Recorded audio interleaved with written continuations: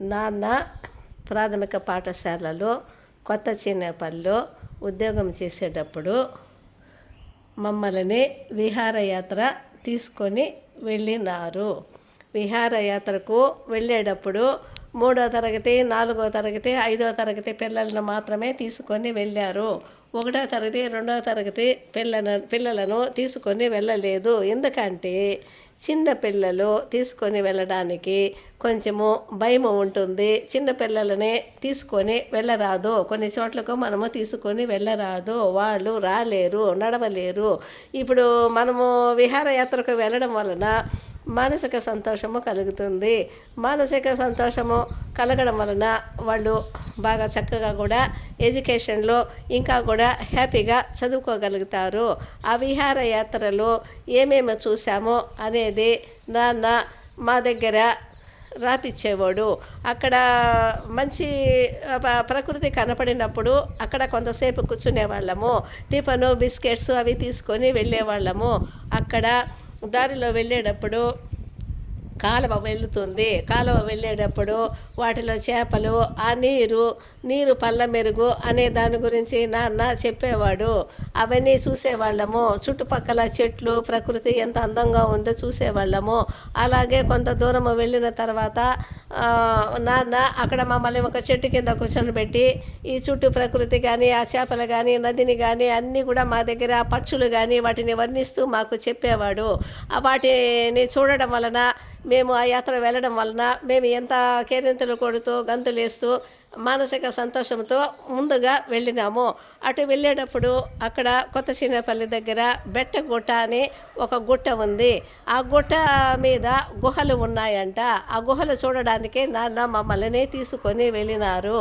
మేము చాలా దూరం ప్రయాణం చేసిన తర్వాత 1.5 కిలోమీటర్ అలా ప్రయాణం చేసిన తర్వాత అక్కడ వాళ్లకు ఆ గుట్ట కనపడింది. ఆ గుట్ట కనపడినప్పుడు మాకు కనపడింది గుట్ట. ఆ గుట్ట మీదకి మేము వెళ్ళేటప్పుడు ఆ గుట్ట ఎక్కిన తర్వాత మాకు చుట్టూ చూస్తుంటే ఆ ప్రకృతి అనేది దూరంగా మేము వచ్చిన ఆ కొత్త చిన్నపల్లి ఊరు కానీ మా పాఠశాల కూడా అక్కడికి అందంగా కనిపిస్తుంది.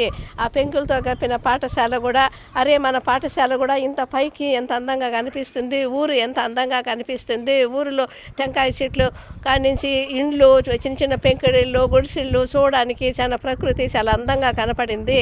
అక్కడ చల్లటి గాలి వీస్తుంటే ఎంతో అందంగా అనిపించింది. ఆ గాలి మనం కింద ఉండేటప్పుడు వచ్చే గాలి వేరు, కొంచెము పై ప్రదేశానికి వెళ్ళినప్పుడు వచ్చే గాలి వేరు.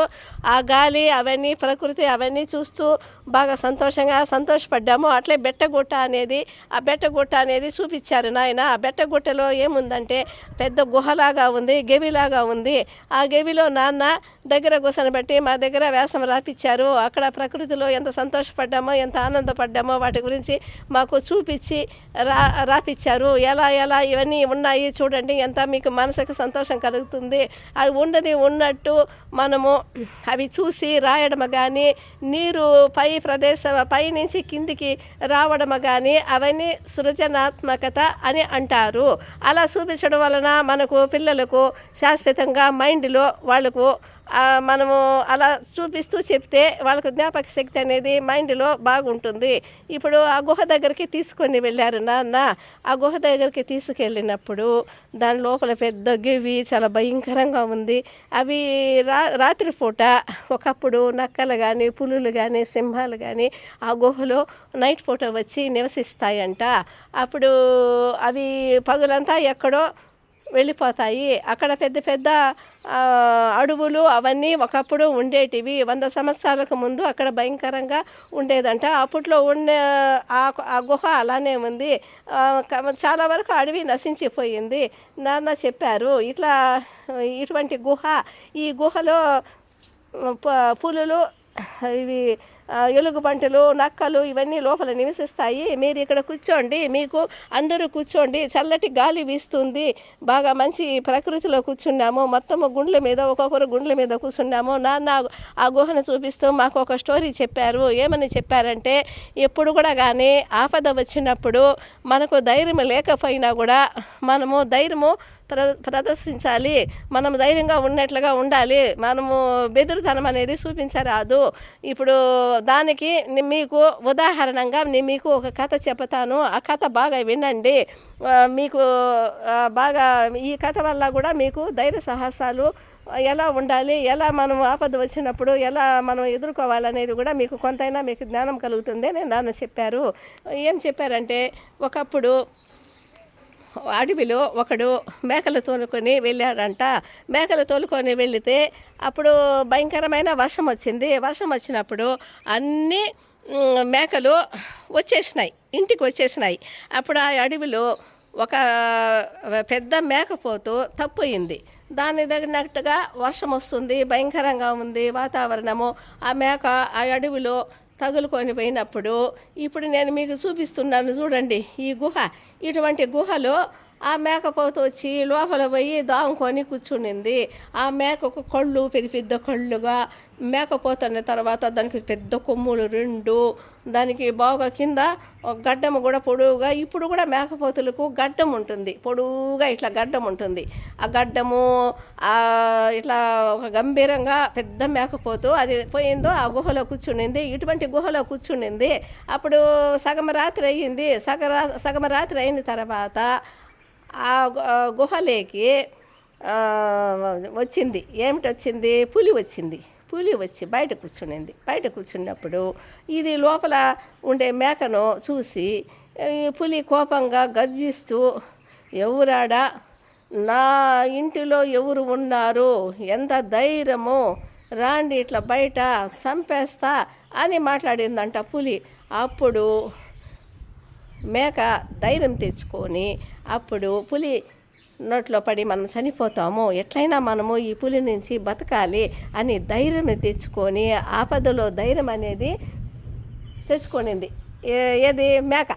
మేక ధైర్యం తెచ్చుకొని అది కూడా కాలుతో గీకి, ఎవరు అనుకున్నావు, నేను పెద్ద మేకని, మేక పీకేగాడిని, మెడ మీద బొచ్చేగాడిని, తొక్కితే 90 అడుగులు పడతావు అనేసి అనేసి మూలిగిందంట.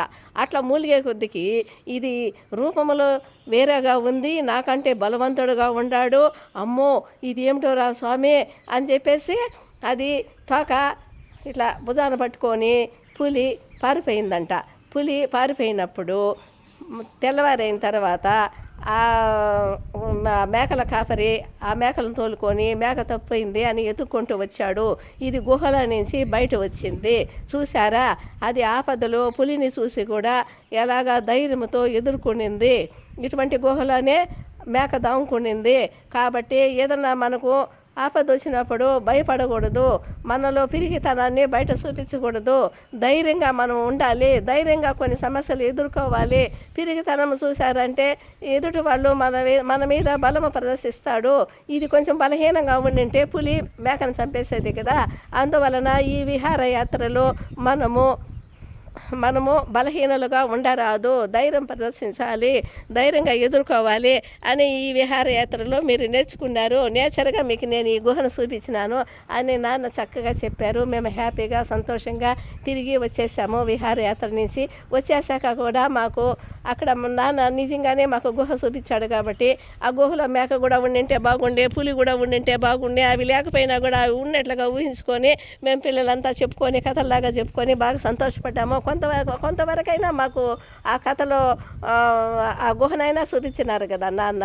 కాబట్టి మాకు చాలా విహారయాత్ర వల్ల కూడా మాకు చాలా ఆనందం కలిగింది. పిల్లలకు విహారయాత్ర తీసుకుపోవడము చాలా ఇంపార్టెంట్. విహారయాత్ర వెళ్ళినప్పుడు పిల్లలను ప్రాణంగా తీసుకొని ఇంటికి తీసుకురావడం కూడా ఇంపార్టెంట్. ఒక తల్లిదండ్రులను బిడ్డలు ఎంత కష్టపడి సాకుతారు. కాబట్టి ఆ బిడ్డలను కూడా మనం చక్కగా తీసుకొని వచ్చి పేరెంట్స్కు అప్పచెప్పాలి.